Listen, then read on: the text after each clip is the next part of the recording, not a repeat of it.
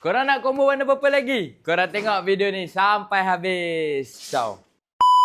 Okay guys, hari ni kita dah mendarat satu combo purple purple. Cover set purple. Okay, korang akan dapat cover set. Stiker dah siap tanam, fitting dah cun-cun. Korang tak payah pening-pening kepala.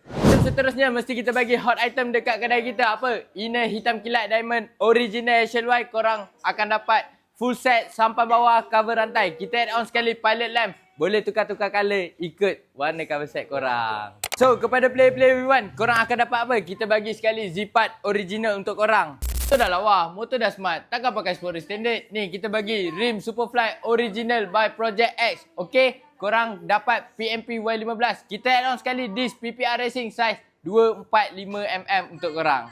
Item yang kita add on dekat korang, kita bagi handle grip Dyno Pro. Okay, kita bagi sekali dengan spoiler color purple. Tak lupa juga kita bagi hot sprocket dengan sprocket guide full CNC untuk korang.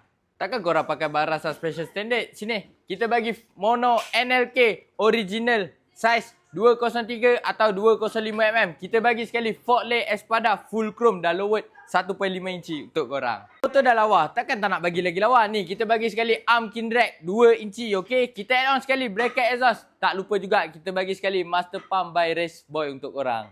Master Pump dah lawa, takkanlah brake system standard. Ni, kita bagi caliper Magic Boy 4 port depan dan kita bagi 2 port belakang color purple. Kita add on sekali brake hose by Magic Boy depan belakang untuk korang. Guys, item terakhir semestinya kita bagi Salaya full set washer purple untuk korang. Korang tak payah pening-pening kepala, korang tinggal pasang je balik. Guys, untuk combo ni saya bagi berapa? Korang akan dapat A to Z. Saya bagi harga RM4,790. Siap pemasangan dan siap post untuk korang.